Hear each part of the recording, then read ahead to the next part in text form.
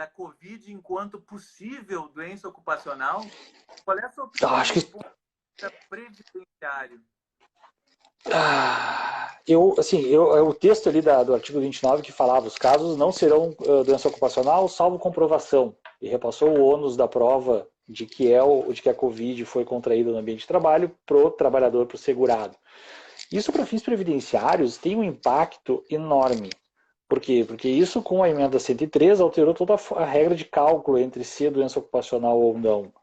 O cálculo de benefício de aposentadoria por invalidez ou pensão por morte, a diferença é ganhar 60% ou 100%. Na prática é isso. Para fins previdenciários, por mais que o Supremo tenha suspendido os efeitos desse artigo da MP, ainda assim vai incumbir ao trabalhador, ao segurado da Previdência, provar que que é uma doença ocupacional para fins de obtenção de benefício previdenciário com uma renda mais elevada. Por mais que se diga, não, esse ônus não incumbe ao trabalhador.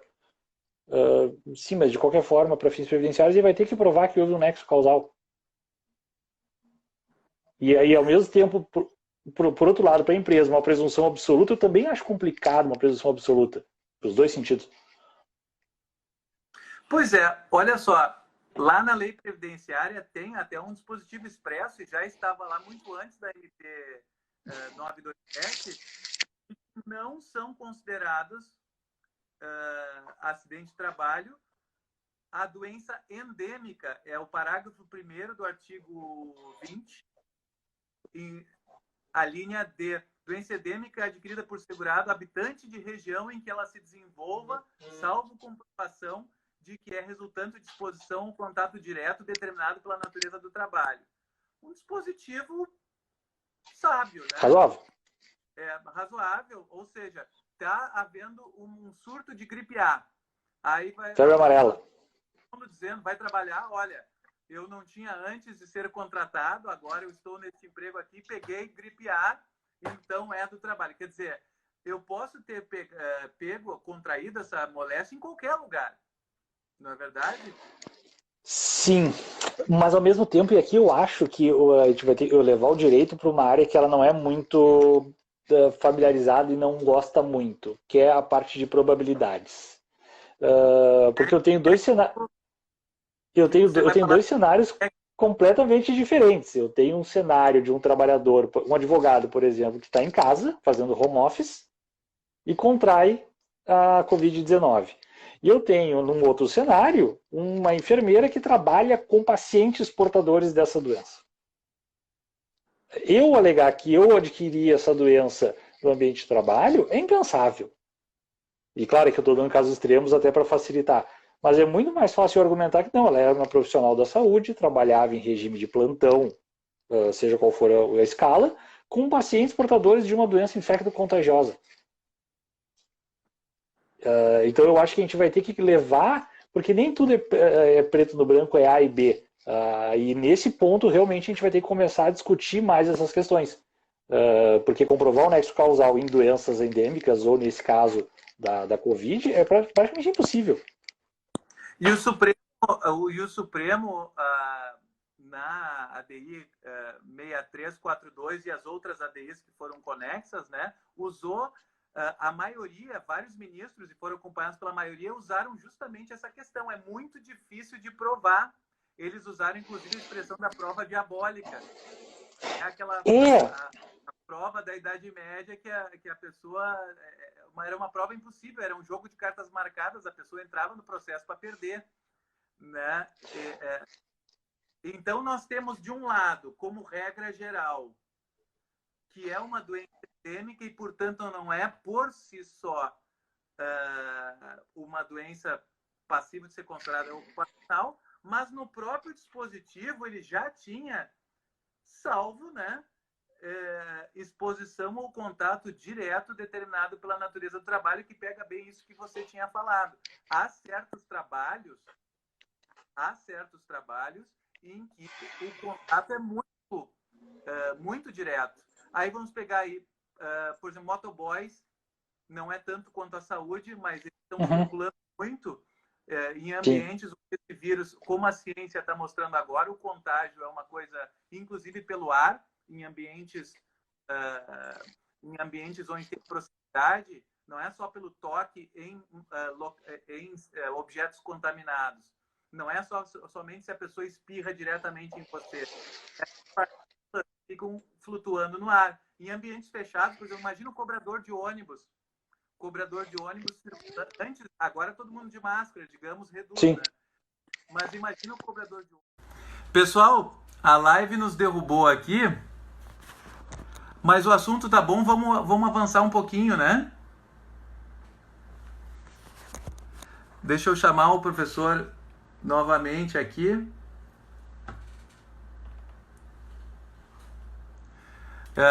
Para quem está entrando agora, a gente passou do assunto do limbo previdenciário e entramos na questão do nexo causal. Vamos ver se o professor João Nuski já entrou.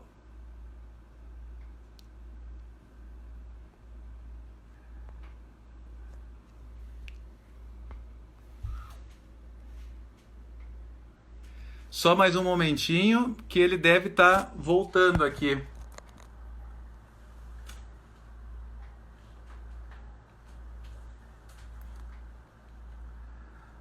Para quem está entrando agora, caiu pelo tempo da live. Geralmente a live avisa 1 hora, né?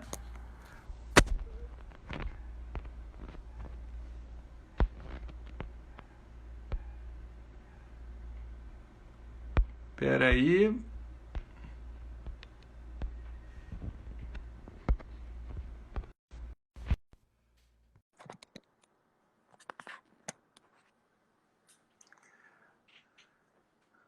Tá voltando aqui. Nos derrubaram, César. Nos derrubaram, é uma sabotagem, o Instagram nos sabota aí, na 1 hora o papo tava tão bom. Sabe que geralmente um aviso lá em cima, na tela, dizendo faltam 2 minutos, faltam 5 minutos, e aqui o Instagram me sacaneou. Não apareceu hoje. Vamos continuar mais uns 5, 10 minutinhos para a gente fechar esse parágrafo. Aí Pode ser, maravilha. Nexo causal. Porque se a gente pensar bem, tanto do ponto de vista previdenciário, isso tem um impacto dramático, porque como você muito bem pontuou, se a pessoa vai ficar com sequela, vai ser aposentada com validade, a doença ocupacional é 100%, e se é uma doença comum não ocupacional é 60%, segundo a nova regra previdenciária, né?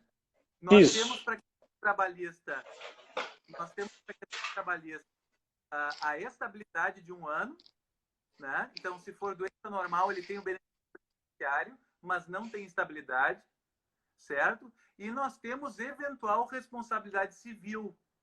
Então, para nós, é importante analisar que diferença isso faz para fins de nexo causal, né? Se o dano causado à doença decorre ou não do trabalho, e a segunda questão, se o empregador tem culpa para fins de pagar alguma indenização, né? Havendo nexo, automaticamente dá estabilidade, né? Mas se eu não tiver como ter a responsabilidade do empregador, não vai haver indenizações, vai haver só realmente os efeitos previdenciários e a estabilidade, né? Então, você quer continuar na sua visão com relação aos trabalhadores mais expostos? Como é que você faz prova? Vamos tentar falar de ônus da prova. Pois é, essa prova, e eu aqui, principalmente com a reforma da Previdência, nesse ponto do ônus da prova previdenciário, se há ou não um nexo causal, e aqui especificamente da Covid-19, eu acho que, dependendo das atividades, tem realmente uma presunção de que há um nexo causal do contágio pelo coronavírus. Em outras profissões, do sentido contrário, não teria essa presunção. Não poderia como fazer essa presunção. Claro, aqui é uma presunção relativa, por favor. Uma presunção absoluta é só a exceção da exceção. Claro. Presunção relativa. Trabalhador, um motoboy, que é uma exposição mediana. mas o empregador descobriu que a esposa do autor estava contaminada, me parece que eu derrubo essa presunção, né? Com certeza, com certeza. Mas, por exemplo, eu trabalho, por exemplo, como empacotador num supermercado. E eu sei que a minha colega de trabalho, que trabalha no setor do lado, ou trabalho, vamos supor, trabalho ali na parte de pães do supermercado. Trabalho 2 funcionários, um do lado do outro. Descubro que uma delas está com o coronavírus, está com a Covid-19. Eu já tenho aqui uma presunção de que há um nexo causal, de que eu a doença no ambiente de trabalho. Por quê? Porque eu consigo provar que o funcionário, o trabalhador, meu colega, que trabalhava do meu lado, adquiriu essa doença. Esse trabalhador que me passou a doença é outra discussão, se há nexo causal ou não. Mas eu, enquanto colega de trabalho de uma pessoa que tem o coronavírus ou que foi diagnosticada com a Covid, eu passo a ter uma presunção de que eu adquiri essa doença no ambiente de trabalho. E pode, inclusive, digamos assim, que ele tenha trabalhado já com sintomas e daí o empregador não executou umas medidas de segurança. Por exemplo, agora os supermercados estão colocando tapumes de acrílico e estão colocando aquelas máscaras de hospital em muitos trabalhadores. Digamos que não tenha adotado, tenha demorado para adotar essas precauções, me parece que isso vai ter um impacto na questão da culpa. Então, o primeiro trabalhador que apareceu ali com a doença, essa doença endêmica pode ter vindo de qualquer lugar, mas a partir do momento que se descobriu que outro pegaram e o empregador não adotou as medidas de precaução para detectar rapidamente, para afastar esses trabalhadores, colocar máscaras e outras proteções, me parece que daí afetaria a culpa, né? Sim, sim. Até a semana passada, retrasada, um cliente também, que é pessoa jurídica, descobriu que um funcionário estava com esse problema de que um dos funcionários estaria com suspeita de coronavírus. Qual é a primeira indicação? Afasta do trabalho. Não deixa ele voltar ao trabalho, afasta, porque se ele voltar e transmitir isso para algum outro funcionário, é nexo causal certo. Então, vamos recapitular assim. O artigo 20, parágrafo 1º já previa que, no princípio, doença endêmica não há um causal, não é doença ocupacional, mas permitia a prova em contrário. Na realidade, se a gente pensar bem, a MP 927, no artigo 29, ela disse praticamente a mesma coisa. Só que me parece que isso assustou bastante os ministros do Supremo, que votaram com a maioria, causou um efeito.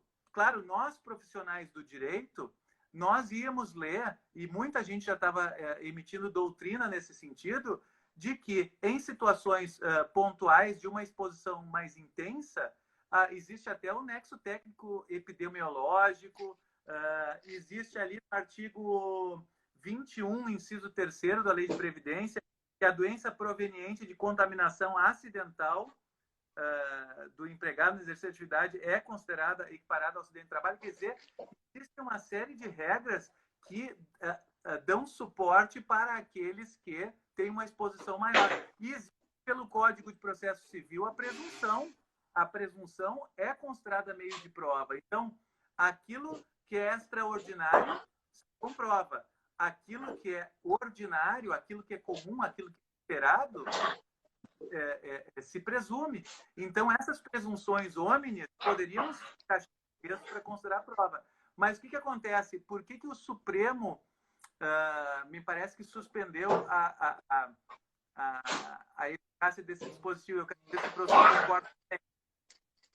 Ele estava sendo divulgado amplamente como sendo um obstáculo a reconhecimento do nexo causal. Parecia, embora o texto fosse praticamente o mesmo, na realidade é melhor que ele não estivesse ali, porque ele sinalizava para o mercado que sinalizava para os profissionais da saúde, inclusive eu publiquei um artigo sobre isso, deixando os profissionais da saúde com uma sensação de que estavam desamparados, que eles iam ser contaminados, abatidos na frente de combate e que não iam ter amparo. Sim. 3, 4 ministros chegaram a dizer que ele dava a entender que haveria um ônus da prova sempre pelo empregado e que essa prova é uma entidade microscópica, é a tal da prova diabólica. Como que eu vou provar que o vírus veio voando de tal lugar? Sim. Eu me pergunto, era necessário esse artigo dessa MP? No cenário jurídico hoje em dia... Especialista em direito previdenciário, as normas que nós vimos ali do artigo 20, do artigo 21, não são suficientes?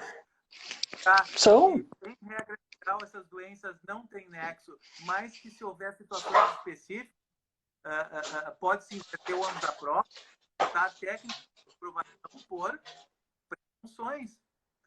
Sim, exatamente. Além desses artigos, a própria comprovação do nexo causal, ela já é utilizada, já é obrigatória hoje em dia. Eu já vou ter que fazer essa comprovação do nexo. Então eu não preciso trazer um artigo dizendo que não vai ser considerado, como é que traz ali? Não será doença ocupacional, exceto se comprovado. Sim, mas essa é a regra geral do direito previdenciário já. Tem vários artigos na CLT que chovem numa olhada.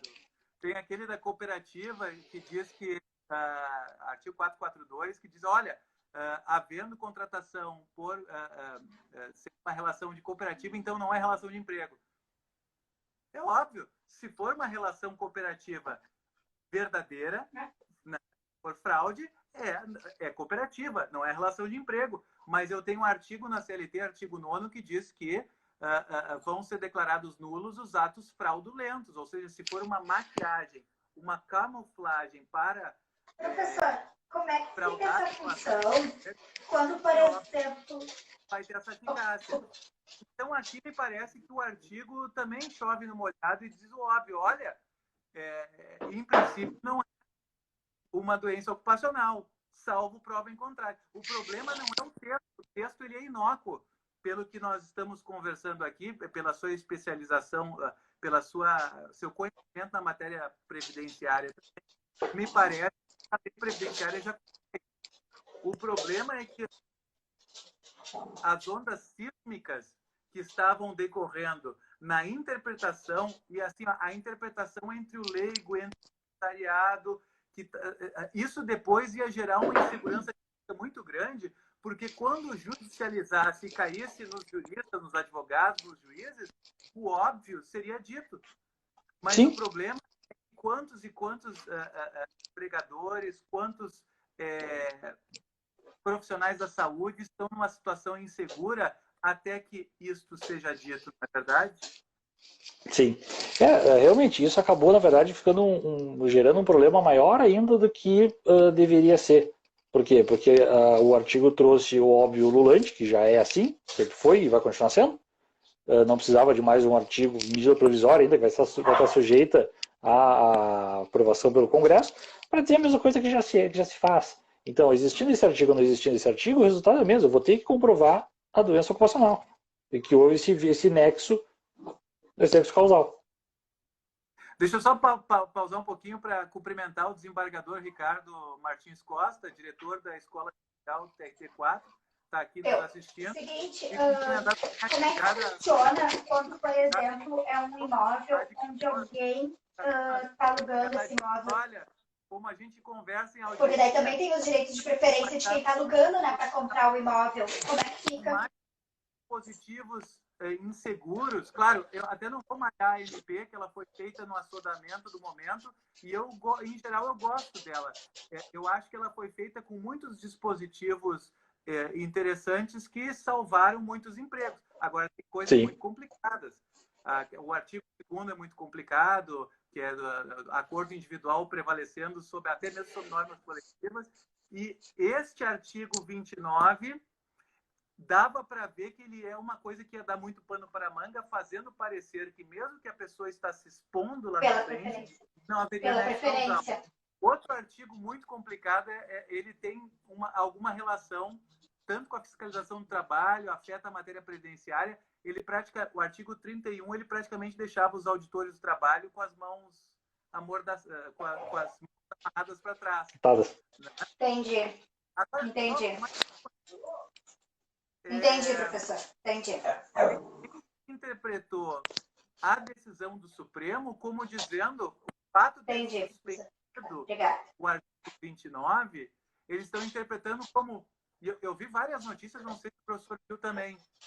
O Supremo decide que Covid-19 é ocupacional. Já viu essa? Não cheguei a ver. Enfim, eu vi várias notícias, foi publicado com jura, artigos e tal. Tem gente defendendo que o fato de o Supremo suspenso a eficácia do artigo automaticamente diz que o Supremo entendeu que é uma doença ocupacional. O que você acha disso? Essas definições de que é doença ocupacional ou não é doença ocupacional, isso me preocupa muito, porque tu vai acabar banalizando e transformando tudo em uma presunção absoluta. E isso, muitas vezes, no excesso de demanda, tu vai transformar tudo em ocupacional ou tudo não ocupacional. O bom de fazer live é que os cachorros começam a gritar aqui no canto. Chorando, né? Exatamente. Reunião seguida, eu tô fazendo reunião, os cachorros vêm e dão uma latida. Vai transformar isso numa presunção absoluta. E isso é muito perigoso no mundo do direito. Transformar em presunções absolutas coisas que deveriam ser comprovadas na prática. Então, isso me preocupa muito. A casuística, o caso a caso é muito rico. Cada situação é diferente uma da outra, né? Sim, com certeza. Essa é a essência do direito, na verdade, né? Deveria ser. Então, assim, procurando para dar na nossa live, que a gente já se passou um pouquinho aqui no horário, pensando assim, a lei previdenciária, né, nós concordamos aqui que a lei previdenciária já colocava como regra geral que as doenças endêmicas não são consideradas acidente de trabalho, mas no próprio dispositivo se prova em contrário. Sim. Nós temos, para fim de fazer a prova, a possibilidade de inverter o ônus da prova pela técnica das presunções, que estão no próprio Código de Processo Civil. Nós temos até uma questão específica trabalhista, é que nós usamos muito os artigos do CPC, do Código de Defesa do Consumidor, para fins de inversão do ônus da prova, porque é o consumidor hipossuficiente e o trabalhador hipossuficiente se considera que há um microsistema de regras processuais direcionadas ao hipossuficiente. Então, seria mais uma forma de inverter o ônus da prova caso, né, e não permitir a prova de aborto. Agora temos a questão do STF, que embora ele tenha deferido a liminar para entender a eficácia, né, a fundamentação disso mostra que eles estão preocupados com a facilidade do trabalhador que está exposto comprovar isso. Sim. Né? Sim. Esse é um grande problema. E isso é muito difícil dizer que um enfermeiro que está na linha de frente, por exemplo, em contato com pessoas portadoras de doença de Covid, não tenha um risco maior, não se tenha quase uma presunção absoluta de que ele foi contaminado ou adquiriu essa doença no ambiente de trabalho. Então, por mais relativa que seja essas presunções, em alguns casos elas pesam mais. Então, se transformar em absoluta presunção também é um problema. Aí é a comparação da gente pensar no motoboy que está circulando em muitos lugares com muita gente. Digamos que tem assim um risco médio de contato, mas acima da pessoa, claro, que trabalha, por exemplo, um agricultor que trabalha de forma espaçada, que tem distância grande entre pessoas, trabalha em locais abertos. Me parece que o risco é mínimo.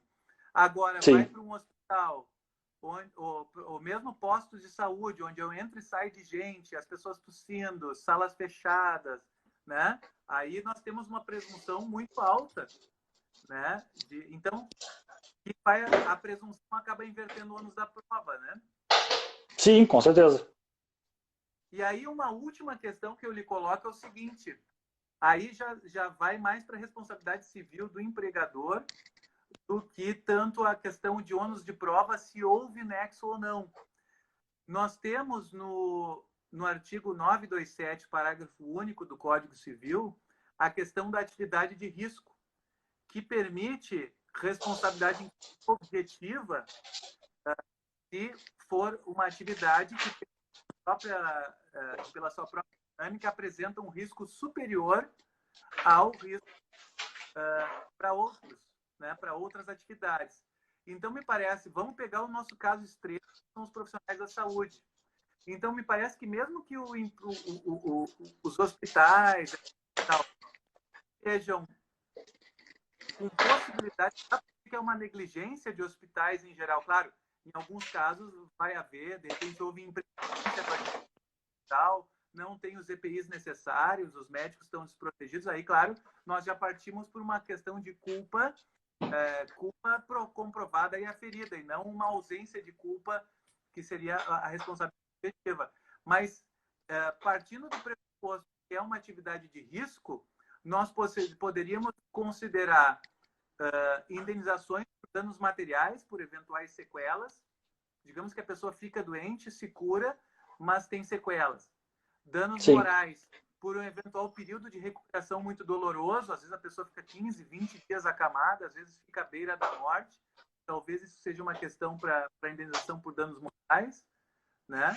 E uma série, veja como esta pandemia está trazendo uma série de repercussões no campo no campo da responsabilidade civil, no campo das medidas preventivas, as dinâmicas de trabalho, enfim, uma situação para os professores, para os pensadores do direito, para os profissionais do direito que vão ter que orientar seus clientes, né? Situações dramáticas, né? Sim, é bem isso, são mudanças de paradigmas, e coisa boa, porque daqui para frente novas formas de se ver, tantas relações jurídicas, provavelmente vão se ver de outras formas também. Bom, eu acho que nós cobrimos, até com um pouquinho mais de tempo, que a gente inicialmente, a conversa estava boa, né? Sim. Eu gostaria de agradecer de novo o convite do Rubens Souza, lá dos cursos jurídicos, que nos colocaram aí nessa oportunidade de ir para consulta com você. Excelente. Se não fosse a jurídica, a gente não ia conseguir fazer isso.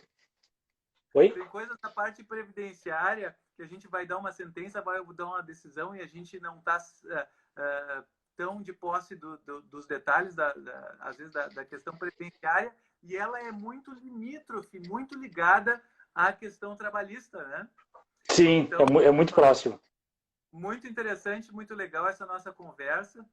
E queria agradecer, agora entrou meu colega Thiago Sulzbach, parceiro aí, agora candidato e já eleito para a Amatra, presidente da Amatra, né, do TRT4. E que maravilha! Parceiro de música também, que a gente, de vez em quando sobra um tempo, a gente faz um sonzinho. É sempre bom. Sempre bom.